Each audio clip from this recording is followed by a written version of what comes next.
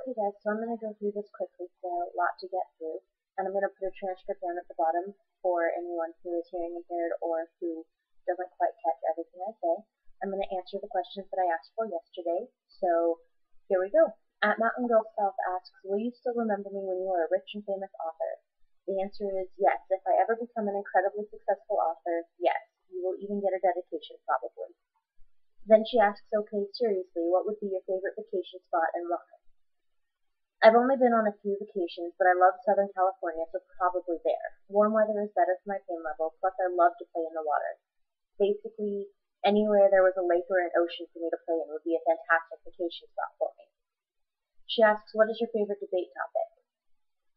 If you're talking about the formalized style of debate that I competed in and now teach, my favorite topic is politics. I love to write and argue cases for or against laws or politicians. If you're talking about the informal debating that I do all over the internet and my life in general, then probably it's philosophy. I like to really get into abstract philosophical discussions. Wild Woman of the West says, most of my clothes are pretty much the same 3 or 4 colors and same style. I do this for its simplicity. I can just grab and go and not upset. Do you have a system for choosing what you will wear on any given day?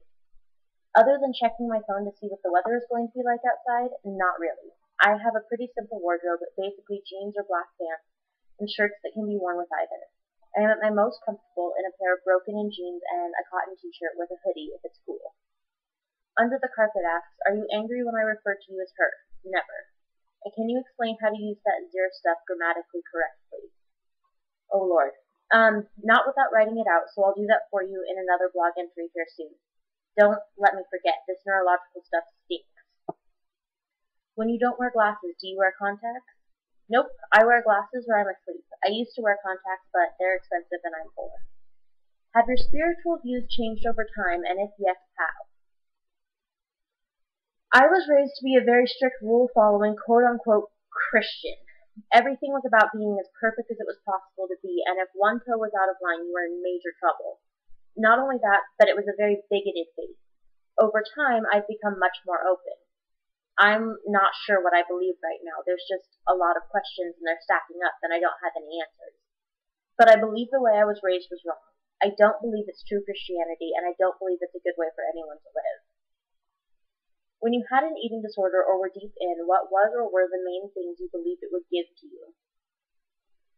Peace, honestly. I believed that if I could just discipline myself enough, I wouldn't be in the massive turmoil that I lived through. Eventually, with the help of a very patient counselor, I learned to recognize that the turmoil came from outside influences, not from within me, and that was part of how I started to recover. I'm still working on recovering because I'm still working on being at peace with myself and my past, but I'm a heck of a lot better now than I was even a year ago. Will you do more than one video for this, because this is going to be really long? One person gets their own video because they ask so many questions. Everyone else is going in one video because that seems to be the best way to break this up.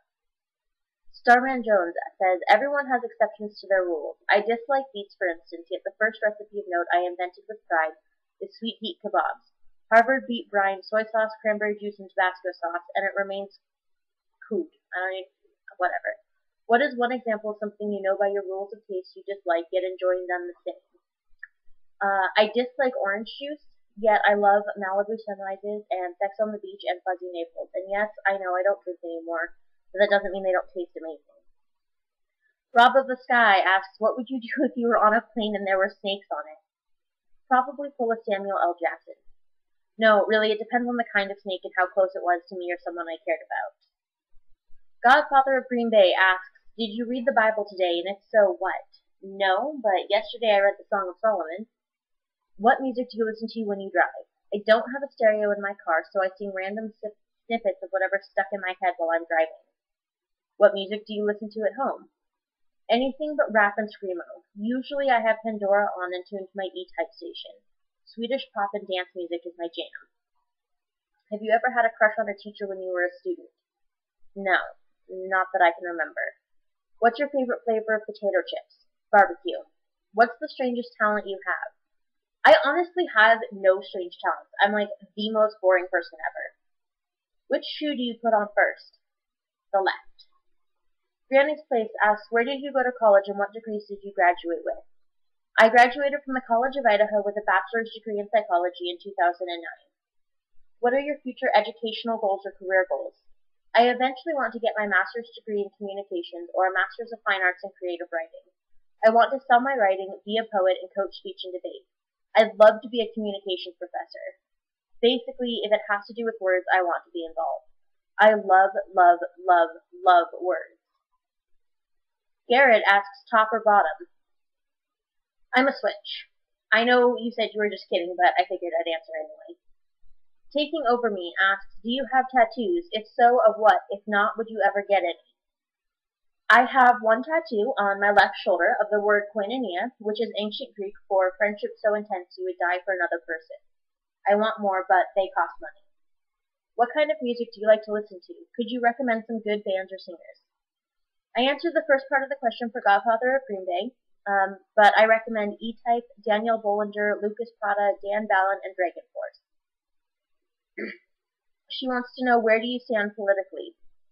I'm moderate. Every conservative person I know thinks I'm incredibly liberal. Every truly liberal person I know thinks I'm a ridiculous conservative. I'm probably a little left of center, but only a little. I mostly think that people are good and can be trusted to make their own decisions, but that the nation-state has a legitimate interest in the welfare of its people. What are your favorite novels and or your favorite authors? My favorite novel is Crime and Punishment by Fyodor Dostoevsky. I love Russian literature.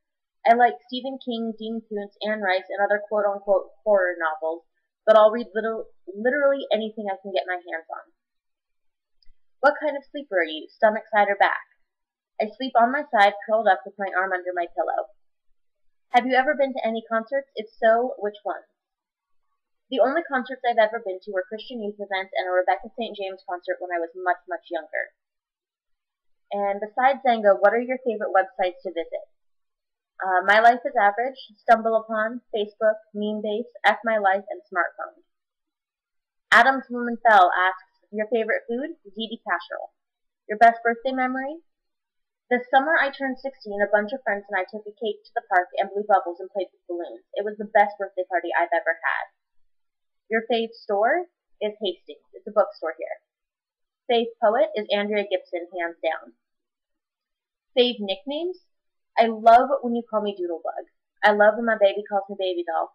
And I go by Kai, which is a nickname I like more than my real name. She asks, in or out? Out. Doing things. Up or down? I suppose it depends on who's on top. Boxers or briefs? Mesh bikini panties. Oh, sorry, you meant on someone else. Boxers. Wretched Epiphany says, since you don't identify with a particular gender and aren't a fan of labels, should I refer to you as a he or she or neither? I'm actually equally comfortable with all three options. It's not going to offend me no matter what you say. Most people refer to me as she, a few refer to me almost exclusively as he, and in the next week or so I'm going to do a post explaining gender-neutral pronouns, so I'll take you in that one too. Thanks for asking. I appreciate it. If you could have coffee with anyone on the planet, past or present, who would it be, and what's the first question you would ask them? Right now, Mother Teresa. I want to know why she didn't give the people in her hospital pain meds. If it's really doing God's work to let them suffer when we have the means to stop it.